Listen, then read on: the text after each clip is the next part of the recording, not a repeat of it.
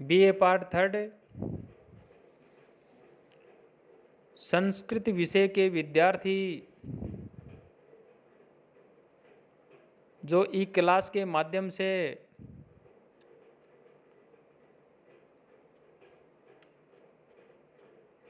मेरे साथ में जो जुड़ते हैं उन सभी विद्यार्थियों का हार्दिक अभिनंदन है, स्वागत है।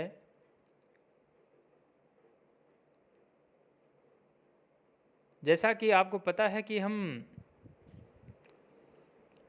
परोपकार पद्धति जो है उसका अध्ययन कर रहे हैं, और इससे पहले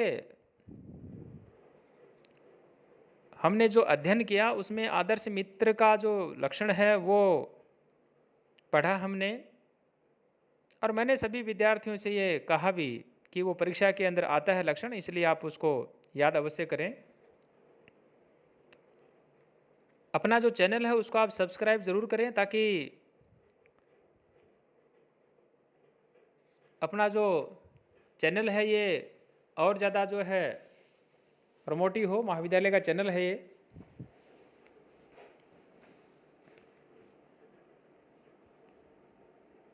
इस पद्य के अंदर जो हम अध्ययन करने जा रहे हैं, जैसा कि अभी आदर्श मित्र का लक्षण था, और वो अब जो हम अध्ययन कर रहे हैं आदर्श मित्रता का वर्णन इसमें किया गया है कि मित्र जो होते हैं किस प्रकार से अपनी मित्रता जो होती है उसको निभाते हैं, इसी के विषय में कहा। क्षीरेण आत्मोदकाय ही गुणाः दताः पूरा ते खिलाः क्षीरे तापम वेक्ष्यम तेन पयसा स्वात्मा कृशानौ हुतः गंतम पावकुम उन्मन तदभवत दृष्ट्वा तु मित्रापदम युक्तम तेन जलेन साम्यतीत सतां मैत्रीं पुनस्तु ईदृशी। पूरा क्षीरेण आत्मगत उदकाय अखिला ते गुणः दताः। प्यारे बच्चों, पूरा का मतलब पहले, क्षीर का मतलब दूध, आत्मगत दूध का मतलब अपने अंदर मिला हुआ जो जल होता है उसके लिए, अखिल का मतलब संपूर्ण, ते माने वे, गुणा माने गुण, दता माने दे देता है।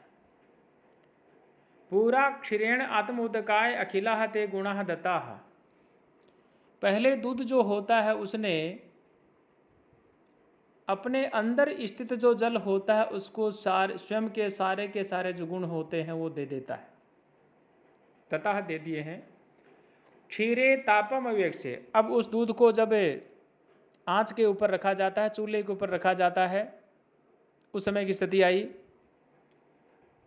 क्षीरे तापम अवेक्ष्य तेन पयसा स्वात्मा कृशान होता है। यानी जब वह दूध जो होता है वह जलता है तो उसको संकट के अंदर देख करके जल जो होता है वह अपने आप को जलाना जो है शुरू कर देता है। यानी अपना मित्र दूध जो होता है उसको संताप देख करके अपने आप को वह अग्नि में हवन कर देता है, अर्थात वह जलाना शुरू कर देता है, जला दिया जाता है। तत्तु मित्रम आपदम दृष्ट्वा। अब देखो दूध की क्या हालत होती है। तत्तु मित्रम आपदम दृष्ट्वा पावकम गंतुम उन्मत्तः भवत्।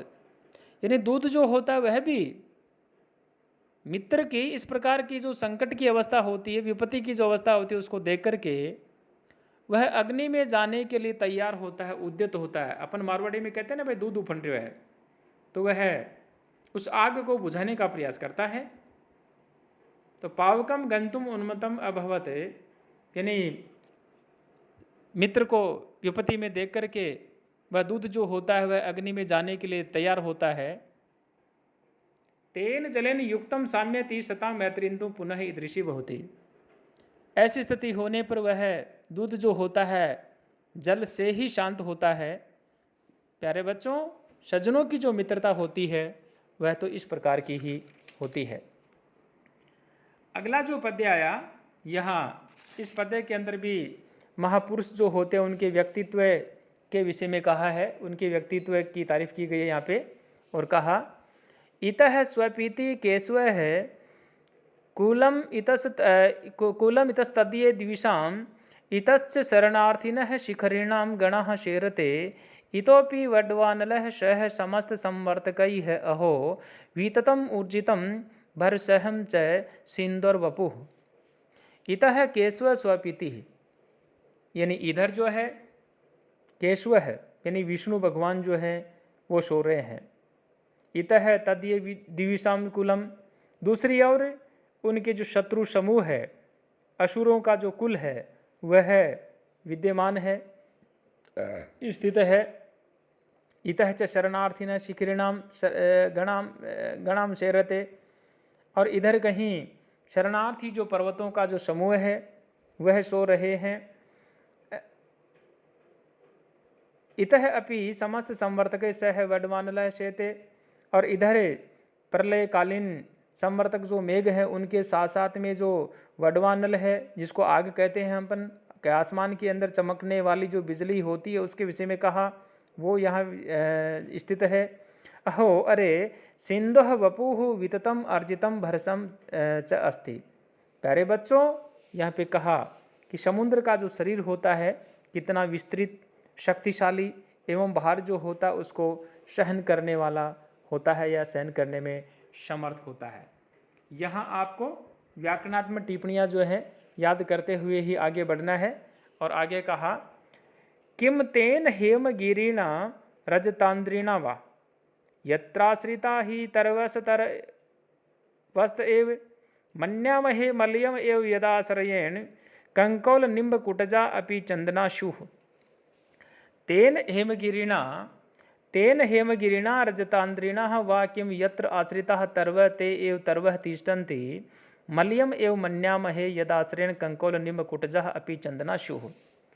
प्यारे विद्यार्थियों, यहाँ ये कहा गया है कि परोपकार जो व्यक्ति होते हैं उनकी श्रेष्ठता किस प्रकार से हो उसी का वर्णन करते हुए कहा तेन हेमगिरिणा रजतांद्रिणा वा किम, यानी उस स्वर्ण पर्वत या ऐसा रजतांद्रिणा रजत पर्वत से जो है वा किम, यानी क्या लाभ है। यत्र आश्रिता तरव ते एव तरव है, जिनके ऊपर आश्रित जो वृक्ष हैं वो वृक्ष के वृक्ष ही बने रहते हैं।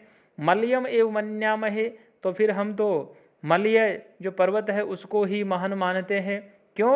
क्योंकि यदाश्रयण कंकोल निम कुटजा अपि चंदनाशुः, क्योंकि वह चंदन का वृक्ष है, चंदन का पर्वत है, उसके ऊपर चंदन के बहुत सारे जो पेड़ हैं वो मिलते हैं। इसलिए जब चंदन के पेड़ों को काटा जाता है तो उनके साथ साथ में अन्य जो पेड़ पौधे होते हैं वो भी उनके साथ में कट करके, यानी चंदन जो होती है उनकी लकड़ी का आश्रय प्राप्त कर लेते हैं, एक तरह से वो भी चंदन बन जाते हैं। तो ये बात यहाँ पे कही और कहा यदाश्रयण कंकोल निम्ब कुटजाह अपि चंदनाशुः, यानी जिसके आश्रय से कंकोल है, नीम है, कुटज है आदि के वृक्ष जो होते हैं वो भी चंदन जो होते हैं बन जाते हैं। प्यारे बच्चों, कहने का तात्पर्य ये हुआ कि जो वृक्ष है वह तो वास्तव में वही वृक्ष रहेगा, लेकिन चंदन की लकड़ी के बीच में यदि उनकी भी लकड़ी लग जाती है तो उनमें भी वैसी ही सुगंध आने लग जाती है। तो जिस भाव से चंदन बिकती है उसी भाव से वह लकड़ी जो होती है वह भी बिकने लग जाती है। इस पद्य का ये भाव है।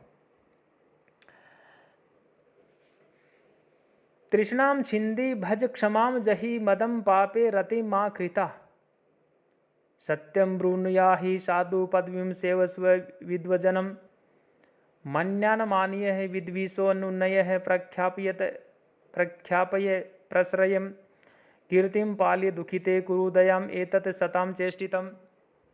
यहाँ इस पद्य के अंदर सज्जन जो होते हैं उनके कर्तव्य के विषय में कहा। सज्जनों का जो कर्तव्य होता है उन कर्तव्यों का निर्देश देते हुए कवि कह रहा है हे बंदो तृष्णाम छिंदी, यानी जो तृष्णा है उसको छोड़ दो, लाभ है उसको छोड़ दो। तृष्णाम छिंदी क्षमाम भज्जी, क्षमा है उसको अपना लो। मदम जही गर्व को छोड़ दो। पापे रति माँ कृता, पाप में रुचि मत लो, यानी पाप जो है उस पाप में रुचि मत लो। सत्यम ब्रूहि, सत्य बोलो। साधु पदवीम अनुयाही, सज्जनों के मार्ग का अनुसरण करो। विद्वजनम सेवस्व, विद्वानों की सेवा करो। मान्यान मानीय है, आदरणीय जो लोग हैं उनका मान सम्मान करो। विद्वस अपि अनुनय है प्रसरम प्रख्याप्य कीर्तिमय, शत्रुओं के साथ भी नम्र व्यवहार करो। कीर्तिम पालिय है, कीर्ति जो है उसको बढ़ाओ। प्रशंसा यदि हो रही है तो उसको और बढ़ाओ, कीर्ति का पालन करो, कीर्ति को बढ़ाओ। दयाम कुरु, दुखी जो है उनके ऊपर दया करो। एतत् सताम चेष्टितम अस्ति। इस प्रकार से ये जो सज्जन व्यक्ति होते हैं उनका आचरण जो है उनके विषय में बात कही है और ये कार्य जो है उनको अपनाने के लिए कहा है।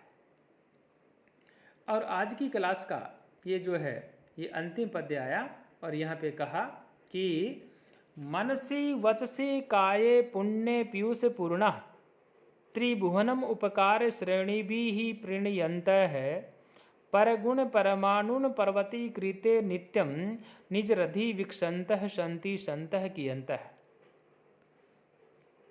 मनसि वचसि काये पुण्ये पीयूष पूर्णाः त्रिभुवन उपकार श्रेणिभिः प्रणीयन्तः परगुण परमाणुन पर्वती कृते निज रधि नित्यम विक्षन्तः सन्तः कियन्तः सन्ति। मनसि वचसि काये पुण्य पीयूष पूर्णाः, मन वचन और शरीर से पुण्य रूपी अमृत से भरा हुआ त्रिभुवन उपकार श्रेणी भी ही, त्रिभुवन को उपकारों से प्रसन्न करने वाले प्रणयंत परगुण परमाणुन पर्वती कृते निज रधि नित्यम विक्षंत संत कियंत है, यानी जो परगुण परमाणुन पर्वती कृते दूसरों के परमाणु तुल्य जो गुण होते हैं उनको भी पर्वत के समान बहुत बड़ा बता करके कह करके निज हृदय नित्यम विक्षंत संत कियंत संति, अपने हृदयों को या अपने हृदय में प्रसन्नता का अनुभव करने वाले शतपुरुष जो होते हैं वो कितने हैं, यानी बहुत ही कम संख्या के अंदर जो है वो विद्यमान है। मालिनी छंद का उदाहरण है। अन्य व्याकरणात्मक टिप्पणियाँ आप मनसी वचसी काये पुण्य, यहाँ व्याकरणात्मक टिप्पणियाँ लिखें। अव्यय जो है उनको छाटें, शब्द रूप धातु रूप जो है उनको आप छाटें, कृतन तद्धित है उनको छाटें, और जब भी आप परीक्षा के अंदर लिखें आप उनको अवश्य नोट करें। सभी विद्यार्थियों का बहुत बहुत आभार, धन्यवाद।